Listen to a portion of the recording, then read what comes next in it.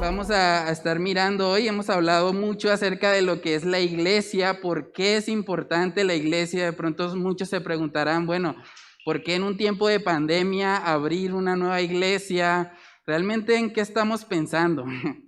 Y para muchos puede sonar algo como ilógico, pero cuando nosotros estudiamos la palabra de Dios como lo hemos venido haciendo y hemos podido ver las diferentes metáforas que utiliza la palabra de Dios para describir a la iglesia, mostrándonos que la iglesia está en el centro del plan de Dios para alcanzar al mundo con el evangelio.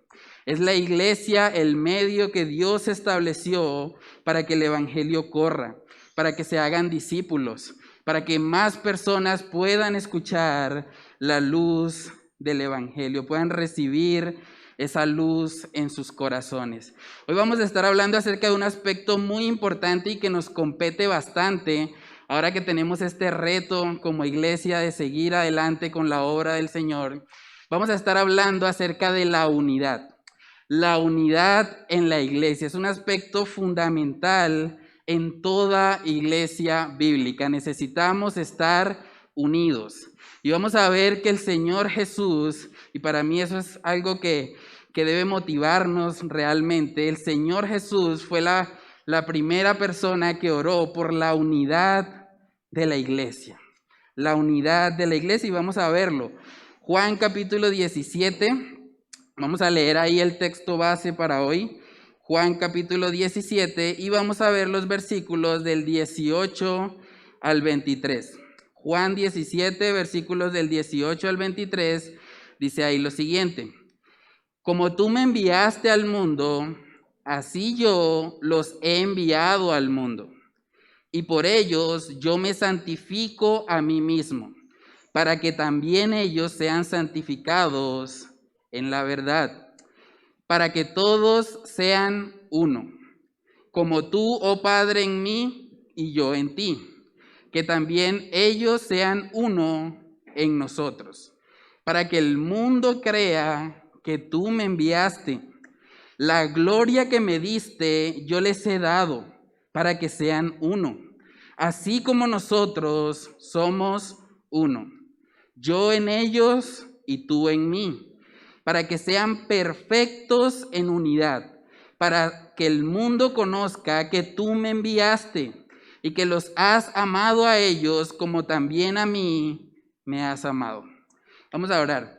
Padre, te pedimos tu dirección en este tiempo, pedimos que sea la exposición de tu palabra, Señor, la que nos alumbre en esta mañana, que seas tú hablando a los corazones, Señor, que seas tú haciendo la obra que yo no puedo hacer, Padre. Yo te pido que a través de tu Espíritu Santo seas convenciéndonos, Señor, de pecado, justicia y juicio, que podamos mantener la mirada puesta en ti, Señor, y que a través de la exposición de tu palabra, Señor, tú nos redargullas, tú nos exhortes y tú nos ayudes, Señor, a ser una iglesia unida. Una iglesia con un solo propósito, que es glorificarte a ti a través de la predicación del evangelio. Yo te pido que tú nos ayudes, Señor, como iglesia a estar enfocados en la gran comisión, a estar enfocados en esa misión que tú nos has dado, Señor, de poder compartir con otros esta esperanza, esa esperanza viva del evangelio, Señor.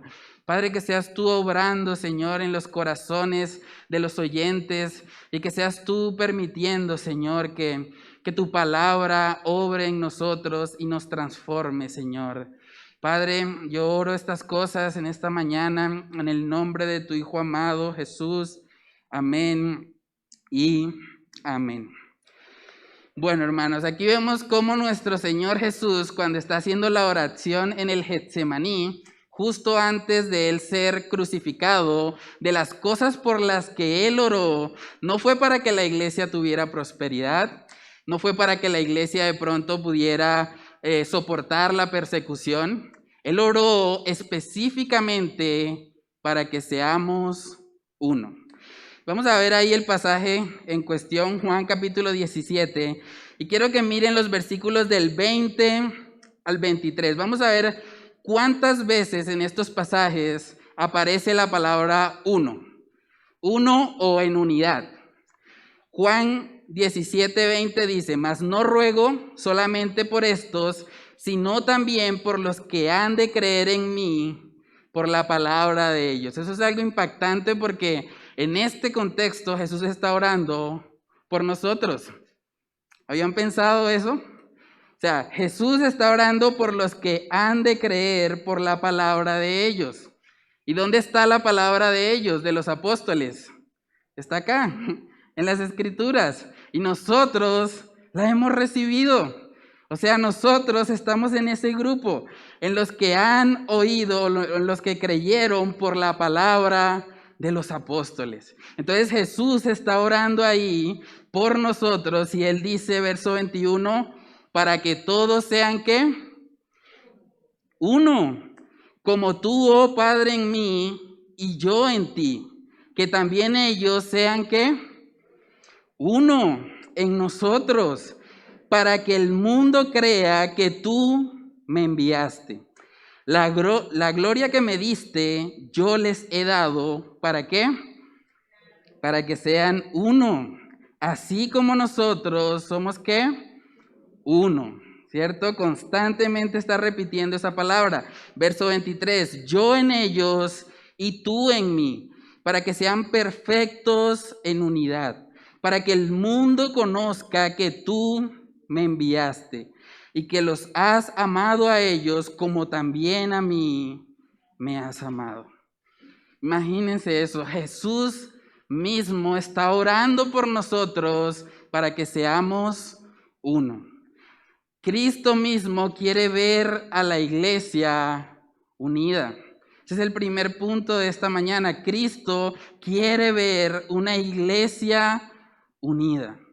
A veces pensamos que la unidad de la iglesia se trata como de algo bonito, ¿no? Como de algo chévere, ¿no? Si es bonito llegar a un lugar donde todos están unidos, donde todo es como agradable. Pero vemos que Jesús está conectando aquí la unidad de la iglesia con el evangelismo. O sea, una iglesia unida le muestra al mundo a nuestro Señor Jesucristo. Imagínense eso, miren eso.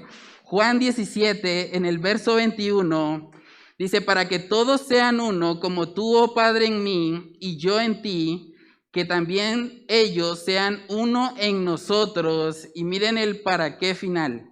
Dice, para que el mundo crea que tú me enviaste. Entonces es algo realmente importante. No solamente se trata de pasar un tiempo chévere, de estar aquí entre todos y tener buena comunión unos con otros, no. Realmente cuando promovemos la unidad, cuando nosotros somos una iglesia unida, el mundo va a reconocer que somos de Cristo. Imagínense la importancia de este tema. A través de la unidad, hermanos, el mundo va a ver el evangelio. También dice en el verso 23, yo en ellos y tú en mí, para que sean perfectos en unidad. Y ahí repite, para que el mundo conozca que tú me enviaste y que los has amado a ellos como también a mí me has amado. Hermanos, en la medida en que estamos unidos como iglesia, vamos a ser más efectivos para alcanzar a las naciones, para llevar el evangelio a los que nos rodean. Y vamos a ver el ejemplo bíblico de cómo luce una iglesia unida. Vamos a Hechos capítulo 2. Hechos capítulo 2, vemos la aplicación de esto que Jesús estaba orando. Hechos capítulo 2, versículos del 44 al 47. Quiero que pongan atención ahí a cuántas veces aparece la palabra todos o juntos. Todos o juntos. Dice en el 44, todos los que habían creído estaban como juntos y tenían en común todas las cosas y vendían sus propiedades y sus bienes y los repartían a todos según la necesidad de cada uno. Y perseverando unánimes cada día en el templo y partiendo el pan en las casas, comían juntos con alegría y sencillez de corazón, alabando a Dios y teniendo favor con todo el pueblo. Y el Señor añadía cada día a la iglesia los que habían de ser salvos. ¡Qué buen testimonio! La iglesia estaba unida, estaban perseverando unánimes. ¿Y cuál fue el resultado? El Señor añadía cada día a los que habían de ser salvos. Ahí en Hechos capítulo 4 también vemos un poco acerca de la iglesia primitiva, esa iglesia que estaba constantemente en unidad. Hechos capítulo 4, verso 32 dice, y la multitud de los que habían creído era de un corazón y un alma. Imagínense eso, era de un corazón y un alma, y ninguno decía ser suyo propio nada de lo que poseía, sino que tenían todas las cosas en común. Vemos aquí una iglesia unida, como un corazón y un alma. Así, hermanos, estamos llamados nosotros a ser como iglesia. Debemos ser una iglesia unida en torno a la gran comisión, en torno a llevar el evangelio a los que nos rodean. Jesús también dijo en Juan capítulo 13 en el versículo 35, ya hemos hablado acerca de este pasaje, pero es importante tenerlo siempre presente. Juan 13:35 dice, en esto conocerán todos que sois mis discípulos, si tuviereis amor los unos con los otros. ¿Cómo va a conocer el mundo que realmente somos de Cristo? Porque va a haber amor entre nosotros, porque va a haber esa unidad. Y va a decir, esta gente tiene algo diferente. Esta gente realmente se preocupa por su prójimo. Realmente veo un amor genuino en ellos. Eso es algo muy importante, hermanos. Nosotros debemos entender que el mundo nos está observando. El mundo nos está observando todo el tiempo. Ahora, si yo les dijera a ustedes algo y con mis acciones demuestro algo opuesto a lo que estoy diciendo, difícilmente ustedes creerían mi mensaje, ¿cierto? Si yo les dijera, bueno, tomarse una Coca-Cola es malo, nunca en la vida usted debe tomarse una Coca-Cola. Pero salimos de acá del servicio y me ven en la tienda tomando una Coca-Cola. ¿Qué pensarían acerca de mí? ¿Sí? Cuando nosotros como creyentes actuamos sin amor o sin unidad, realmente le estamos diciendo al mundo sin palabras que no creemos lo que predicamos. Porque nosotros hablamos de un Dios de amor. Hablamos de un Dios que dio a su Hijo Jesús para salvarnos, que vino a entregar y pagar el castigo que nosotros merecíamos. Entonces debemos, hermanos, entender que el mundo nos está mirando. Y en la medida que seamos coherentes con el mensaje que predicamos, vamos a impactar a esas personas. Esas personas realmente van a ser asombradas al ver la obra de Dios en nosotros. Dice en Romanos capítulo 2, versos del 21 al 24, habla mucho acerca de esta coherencia a la que estamos llamados como creyentes. Romanos capítulo 2, versículos del 21 al 24, dice ahí lo siguiente. Tú pues, que enseñas a otro, ¿no te enseñas a ti mismo? Tú que predicas que no se ha de hurtar, ¿hurtas? Tú que dices que no se ha de adulterar, ¿adulteras? Tú que abominas de los ídolos, ¿cometes sacrilegio? Tú que te jactas de la ley, con infracción de la ley, ¿deshonras a Dios? Porque como está escrito, el nombre de Dios es blasfemado entre los gentiles por causa de vosotros. Son palabras fuertes, ¿no? Cuando nosotros actuamos de una manera que es incoherente con lo que nosotros estamos predicando, realmente el nombre de Dios es blasfemado. Porque las personas no van a pensar, no, ese Félix sí es una mala persona. No, van a pensar, los cristianos son así. Los cristianos son malas personas. Son gente mentirosa, gente que no aplica lo que vive. Por eso es tan importante que nosotros estemos en unidad, que estemos realmente amándonos y mostrando ese amor que hemos recibido en Cristo Jesús. Algo que siempre me llama la atención en 1 Timoteo capítulo 3. 1 Timoteo capítulo 3 están los requisitos para un obispo, para un anciano o para un pastor. Vamos ahí a 1 Timoteo 3. Nosotros ahí podemos ver que todos los requisitos que hablan ahí pues están relacionados con el carácter, ¿sí? Ahí habla mucho acerca de gobernar bien su casa, de ser irreprensible, de ser amable, prudente, decoroso, hospedador.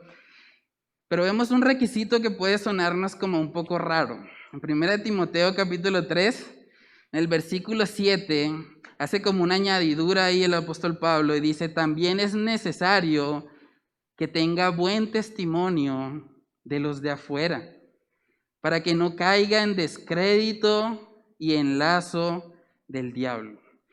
Eso podría sonar un poco extraño porque nosotros decimos, bueno, yo entiendo que debe ser una persona irreprensible, debe ser una persona que esté gobernando bien su casa, y todos esos aspectos tienen que ver con la parte interna en la iglesia. Pero de repente acá en el 7 dice que es necesario que tenga buen testimonio de los de afuera, o sea, de los que no conocen a Dios. ¿Van a tener un buen testimonio de un obispo? ¿Cómo funciona eso? Realmente eso se aplica cuando nosotros entendemos que si vivimos a la luz de lo que predicamos, aún el mundo incrédulo va a ser impactado. Aún ellos van a decir, bueno, hay algo diferente en esta persona. Realmente, aunque no estoy de acuerdo con lo que él piensa o dice, su vida merece respeto. Realmente me impacta cómo él está viviendo cada día para su Dios. Entonces, hermanos, es algo muy importante. La unidad de la iglesia está relacionada directamente con el testimonio que nosotros damos al mundo. Y no solamente es algo que se habla respecto al liderazgo masculino. Vamos a ver que también para las mujeres, las ancianas de la iglesia, hay un mandamiento muy parecido en Tito. Vamos a Tito capítulo 2, versículos del 3 al 5. Tito capítulo 2, versículos del 3 al 5. Habla ahí acerca de las ancianas. Dice, las ancianas asimismo sean reverentes en su porte, no calumniadoras, no esclavas del vino, maestras del bien, que enseñen a las mujeres jóvenes a amar a sus maridos y a sus hijos, a ser prudentes, castas, cuidadosas de su casa, buenas, sujetas a sus maridos. ¿Para qué? Para que la palabra de Dios no sea blasfemada. En la medida que el mundo observa una conducta coherente, va a decir, bueno, esa persona realmente es alguien a quien se puede respetar. Pero cuando el mundo ve que nosotros decimos algo y practicamos algo diferente, entonces la palabra de Dios viene a ser blasfemada. Por eso este tema de la unidad entre cristianos es muy importante, porque el mundo nos está observando constantemente. Hay frases que son muy típicas que escuchamos siempre como, ¿y eso que es cristiano? No, allá, y eso que viene de la iglesia, ¿no? ¿Qué tal que no hubiera ido?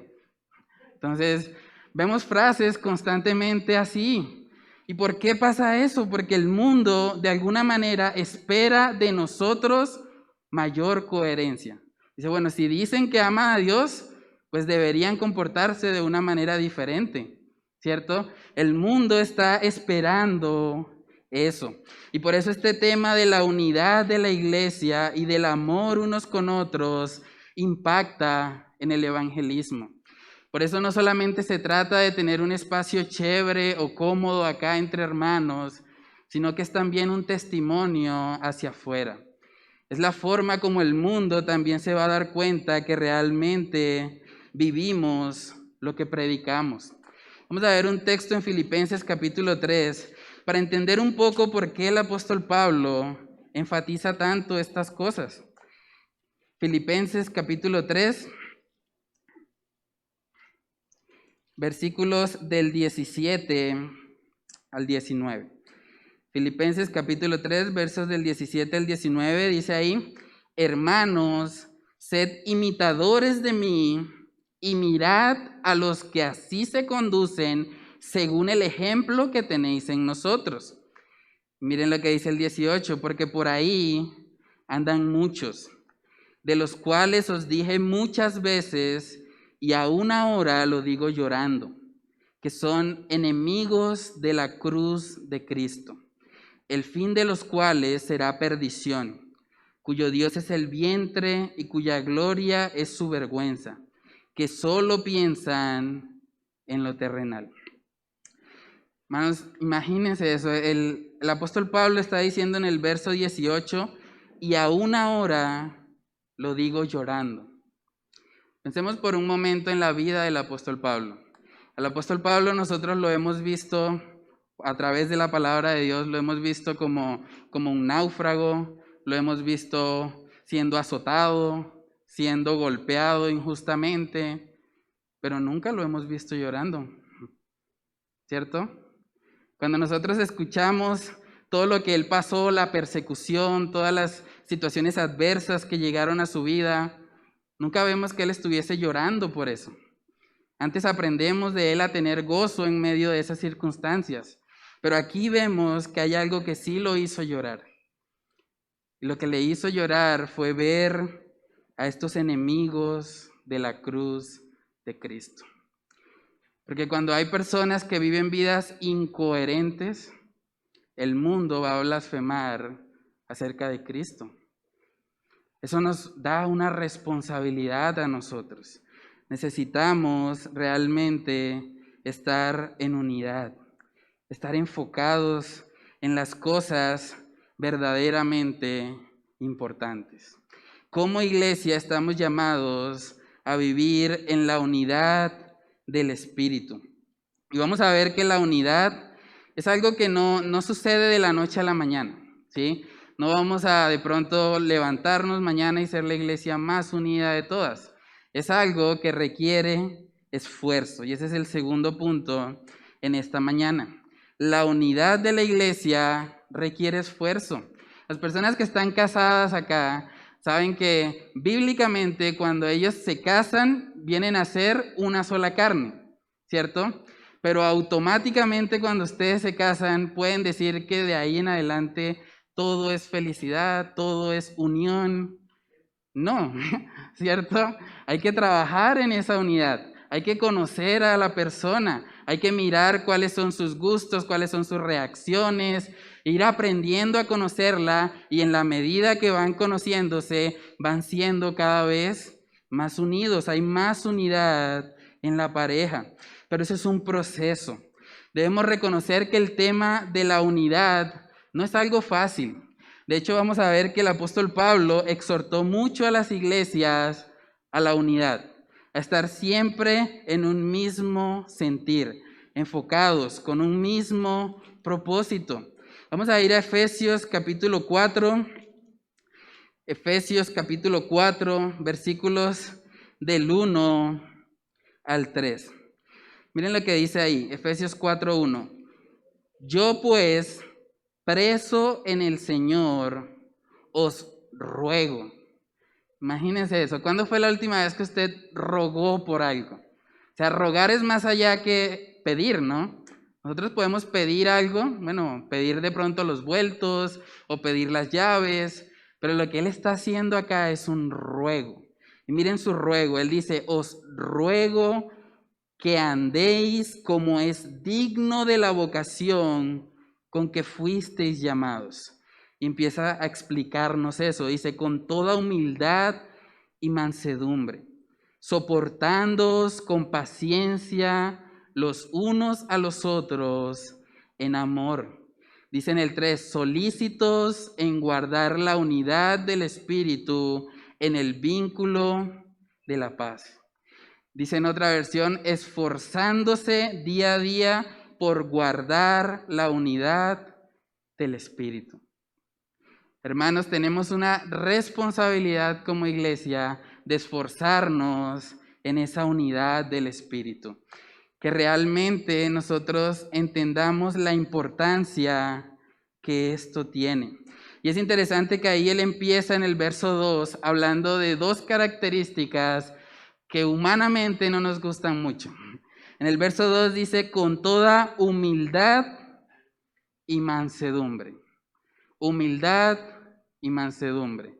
Esas son virtudes que el mundo como tal no exalta. No dice, bueno, ¿quién es la persona más humilde y se va a ganar un premio por ser la persona más humilde? No vemos eso, ¿cierto? Tampoco vemos que se premia a las personas mansas. Pero a través de la humildad y de la mansedumbre es que se puede alcanzar la unidad.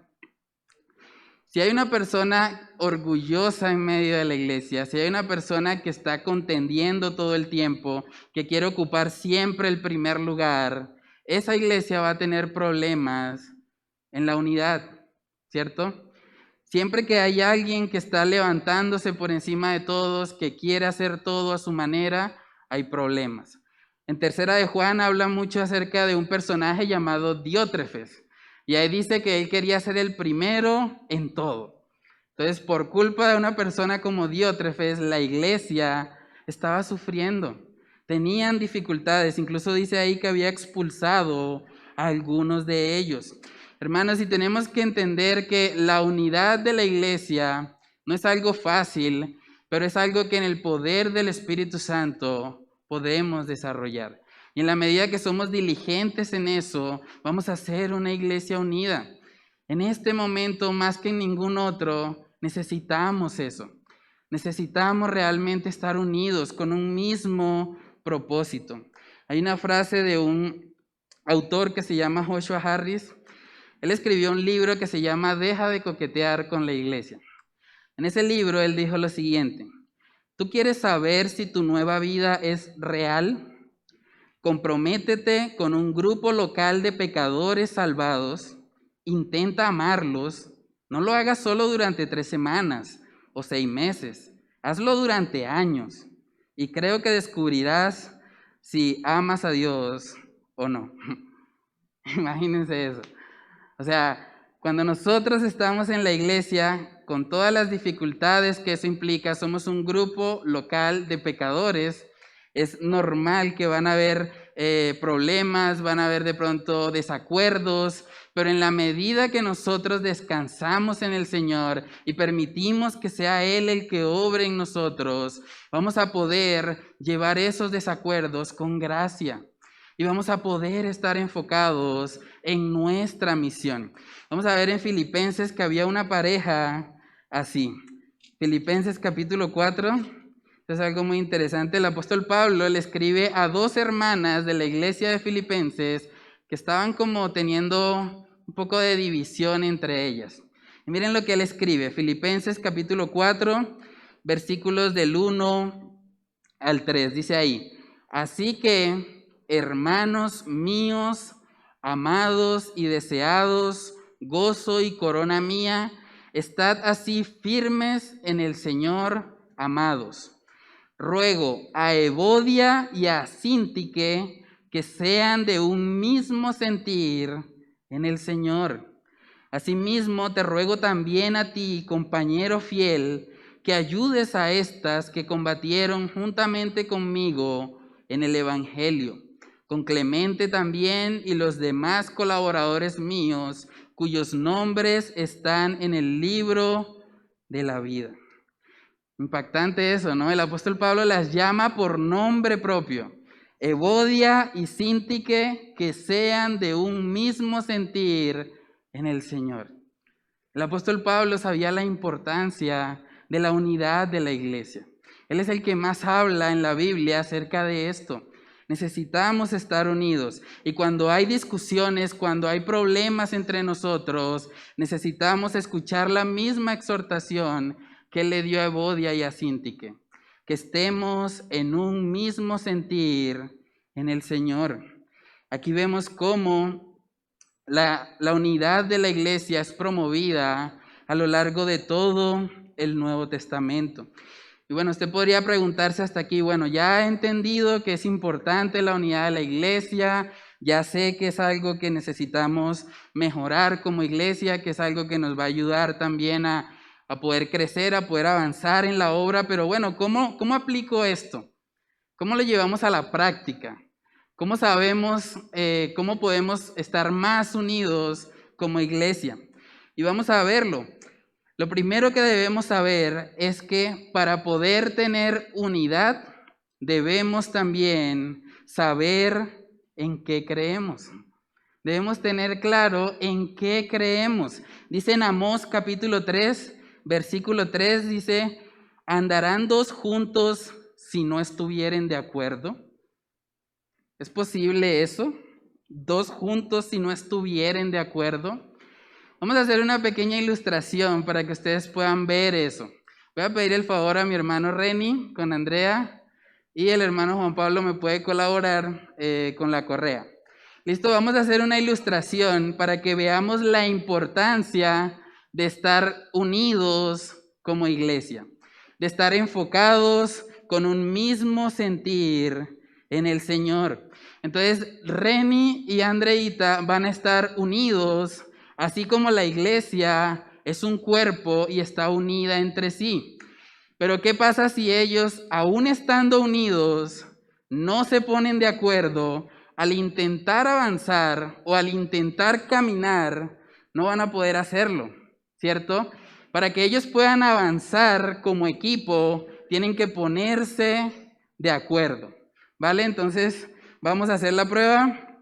Adelante, pueden caminar. Ok. Bueno, vemos que es necesario que haya un acuerdo, ¿cierto? Si Reni está tirando hacia la derecha y Andrea está tirando hacia la izquierda, no van a poder avanzar. No va a ser posible. Es necesario que ellos hablen entre sí, que estén de acuerdo, para que de esa manera puedan dar el paso, para que puedan avanzar. De la misma manera, hermanos, el Señor ha establecido el liderazgo de la iglesia para que nosotros estemos en unidad. Vamos a ver que uno de los propósitos por los cuales Dios ha dado líderes a la iglesia es precisamente para que todos lleguemos a esa unidad. Efesios capítulo 4, versículos del 11 al 13, dice ahí, y Él mismo constituyó a unos apóstoles, a otros profetas, a otros evangelistas, a otros pastores y maestros, a fin de perfeccionar a los santos para la obra del ministerio, para la edificación del cuerpo de Cristo. Y miren lo que dice el 13, hasta que todos lleguemos ¿a qué? A la unidad de la fe y del conocimiento del Hijo de Dios, a un varón perfecto, a la medida de la estatura de la plenitud de Cristo. Hermanos, el propósito que Dios tiene con la iglesia es que todos lleguemos a la unidad de la fe y del conocimiento del Hijo de Dios. Por eso es tan importante este tema, por eso es tan importante que nos pongamos de acuerdo, que estemos estudiando qué creemos, por qué lo hacemos, ¿sí? De hecho, voy a adelantar uno de los anuncios. Estamos planeando hacer un discipulado, ¿sí? Y ese discipulado lo vamos a hacer con el objetivo de que todos tengamos claro en qué creemos como iglesia, para que al momento de servir, usted pueda servir con el enfoque correcto, entendiendo que servimos a Dios. No servimos a una iglesia, no servimos a un pastor, servimos a Dios mismo. Y eso es lo que nos motiva a servir con excelencia para Él, porque Él es digno de todo nuestro esfuerzo. Estamos cuadrando ahorita en la sección de los anuncios, voy a reforzar esa idea, pero es muy importante que hagamos el discipulado. No se trata solamente de llenar una cartilla. Si fuera por llenar una cartilla, pues simplemente les daríamos el material y luego que nos lo entreguen resuelto.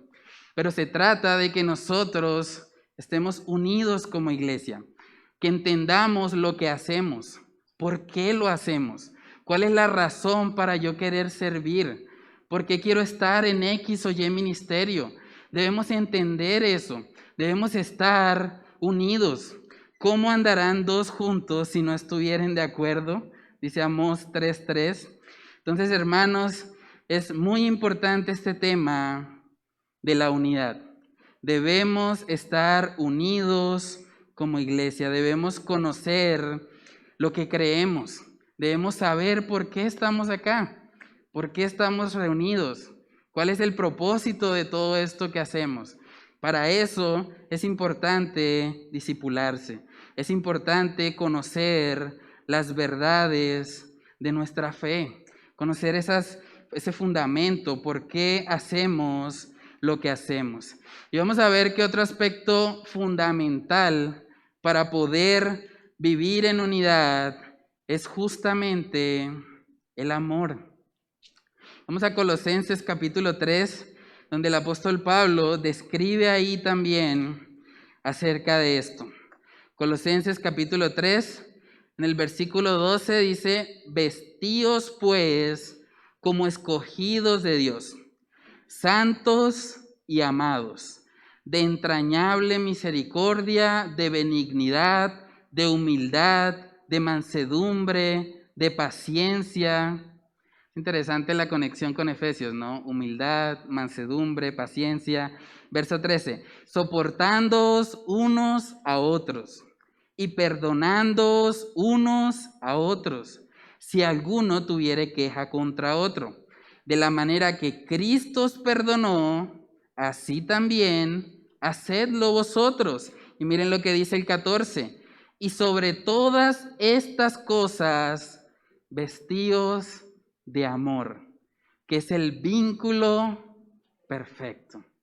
Hermanos, no hay forma de que haya unidad en la iglesia si no nos estamos amando unos a otros. Si realmente nosotros no estamos reflejando el amor de Cristo que hemos recibido. Una de las cosas que Dios hace cuando nos pasa de muerte a vida es que ahora nosotros amamos lo que Dios ama, ¿cierto? Ahora amamos lo que Él ama y aborrecemos lo que Él aborrece. ¿Y saben a qué o qué cosa ama el Señor? Él ama a su iglesia. Él ama a su iglesia y Él se entregó por ella. Por eso cuando nosotros nos amamos unos a otros, realmente estamos amando a Cristo Jesús, porque Él es el esposo de la iglesia. Él dio su vida por ella para santificarla, para presentársela a sí mismo sin mancha. Vamos a Primera de Juan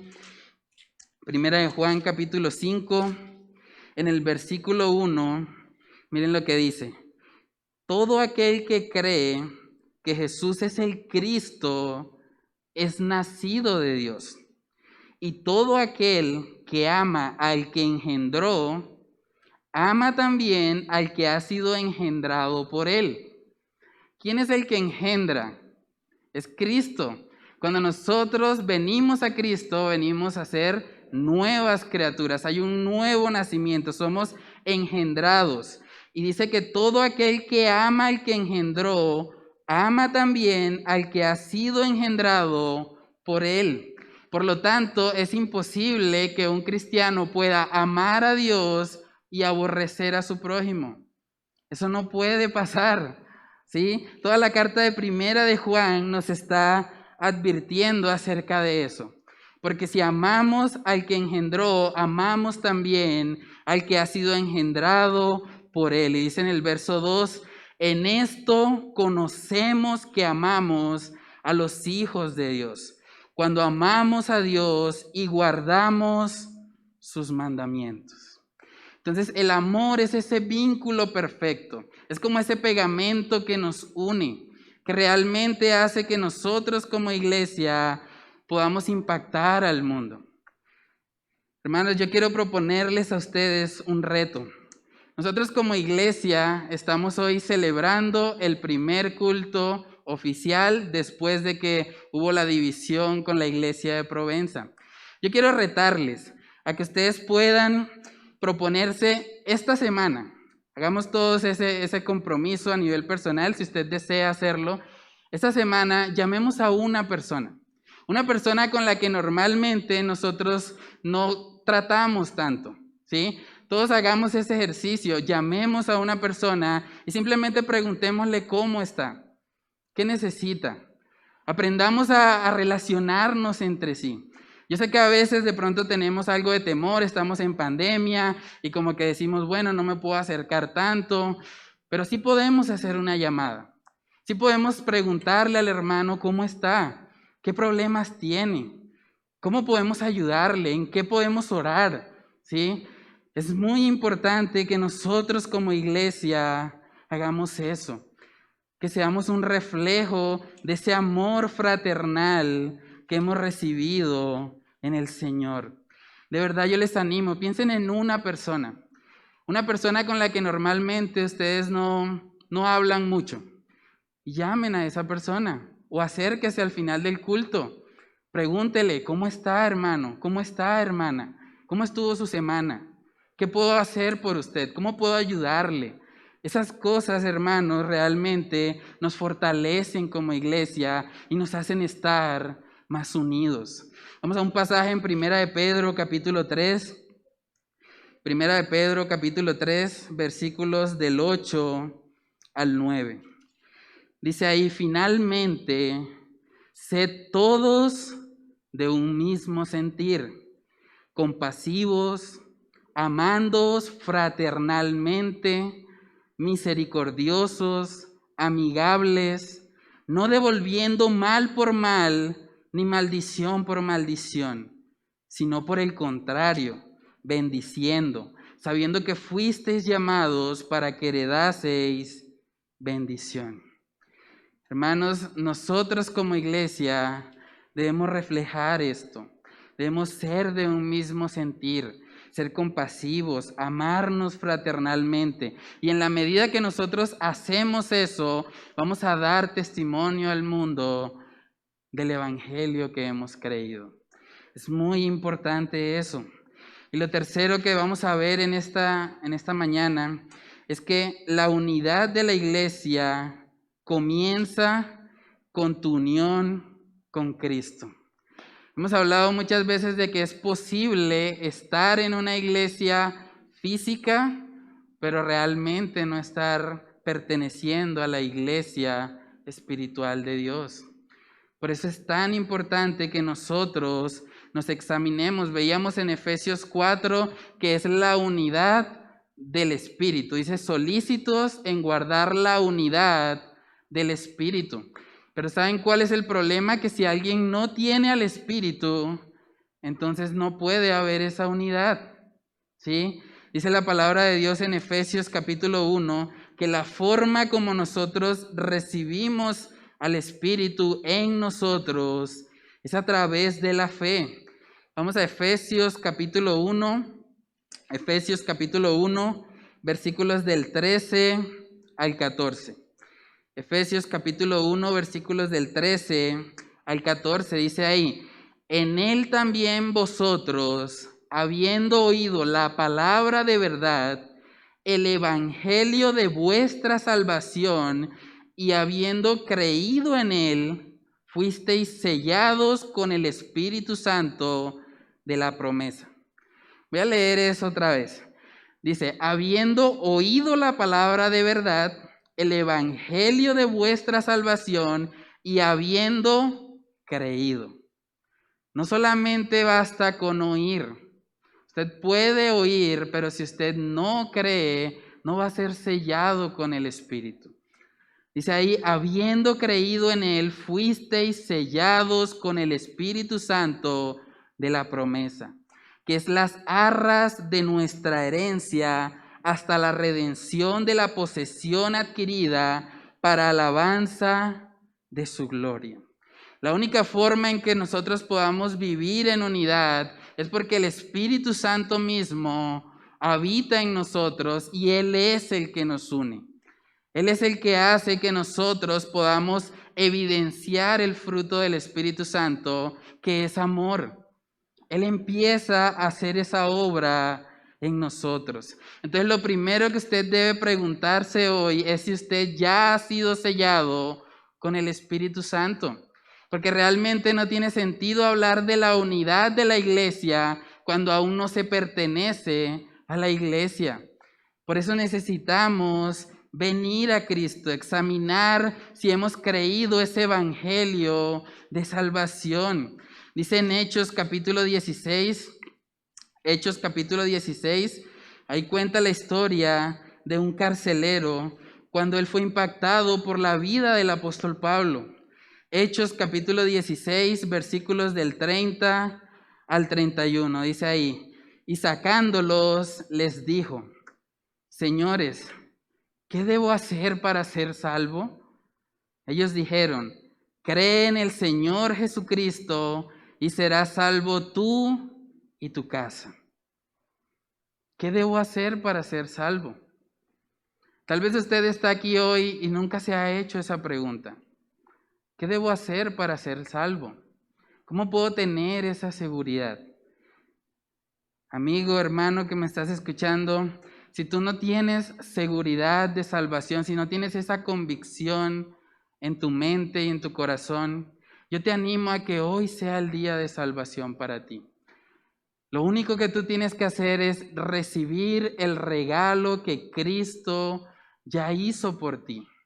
Él pagó en la cruz el precio que tú merecías por tu pecado. Él es el Salvador del mundo. Él recibió ese castigo y ahora lo único que nosotros debemos hacer es recibirle. Recibirle como el Señor y el Salvador de nuestra vida. Reconocer que hemos pecado, que hemos transgredido la ley de Dios y que merecemos realmente un castigo eterno. Pero que Él en su misericordia y por su grande amor con que nos amó, envió a Jesús a pagar ese precio. Dice en Juan capítulo 6, versículo 37, todo lo que el Padre me da, vendrá a mí. Y el que a mí viene, no le echo fuera. Si tú vienes a Cristo hoy, Él no te va a echar fuera. Pero es necesario que tú tomes esa decisión. Es necesario que tú le reconozcas, que tú vengas y te humilles delante de Dios para reconocerle. Y una vez que has hecho eso, vienes a formar parte de la iglesia y puedes vivir en unidad con otros creyentes y a través de esa unidad impactar al mundo incrédulo. Pero no podemos tratar de vivir en unidad cuando realmente no hemos recibido al Espíritu en nuestra vida. Entonces yo les animo, si hay alguien que no ha conocido al Señor, no tenga vergüenza. Realmente dice la palabra que hoy es el día de salvación. Usted puede acercarse a cualquiera de nosotros y podemos mostrarle a través de la palabra de Dios cómo ser salvo.